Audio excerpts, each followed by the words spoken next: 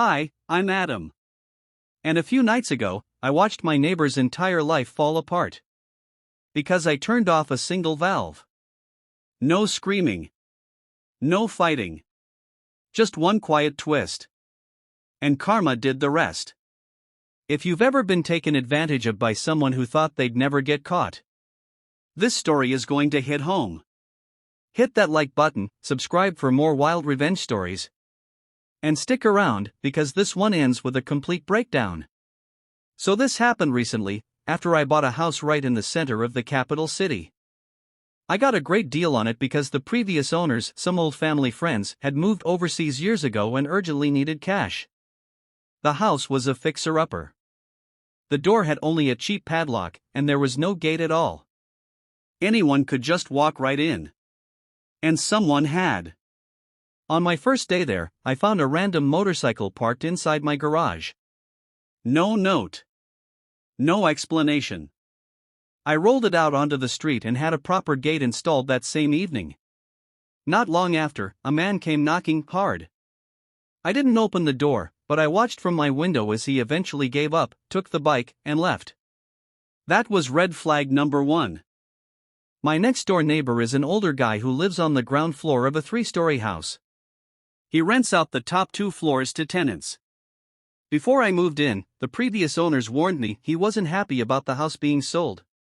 But I'm 6 feet tall, I've got 3 dogs, and honestly?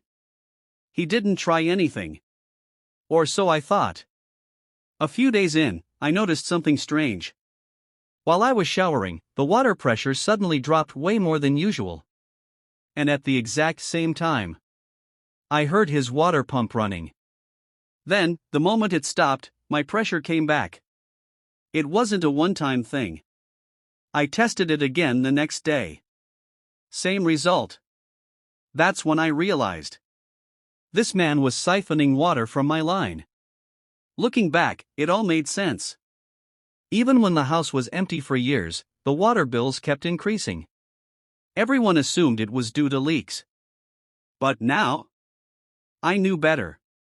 This man had been stealing from my house for who knows how long. And the worst part? Even after I moved in, he didn't stop. That hit a nerve. It wasn't about the money, water is cheap where I live. $5 a month, tops. It was about the disrespect. About someone thinking they had the right to take what wasn't theirs. I didn't yell. I didn't confront him. I just made a plan. One morning, I waited.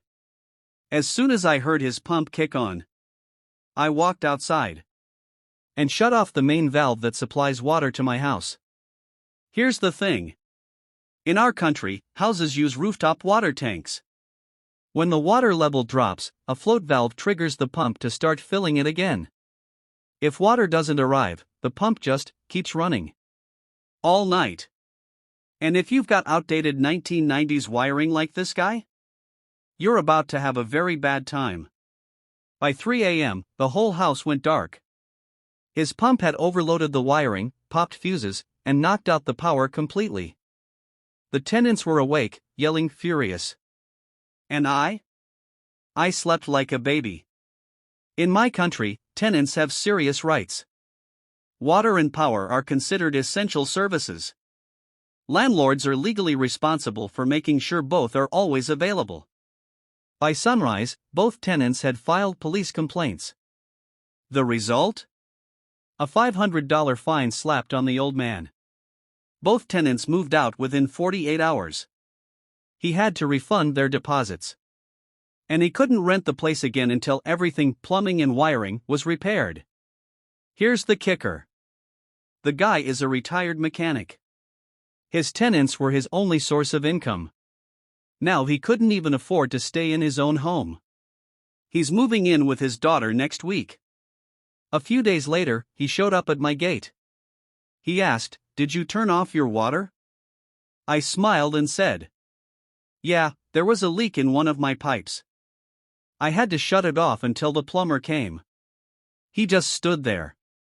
Didn't say a word. I could tell he knew. He absolutely knew.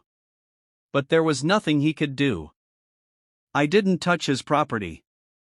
I didn't break any laws. I didn't even yell. I just turned a valve.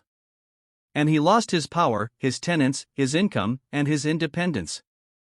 That's what I call clean, legal revenge. Sometimes, karma needs a little help. And sometimes, all it takes is a quiet move at the perfect time. If this story made you grin, hit that like button and comment below with the most satisfying revenge you've ever seen. And don't forget to subscribe for more true stories where justice is served the smart way.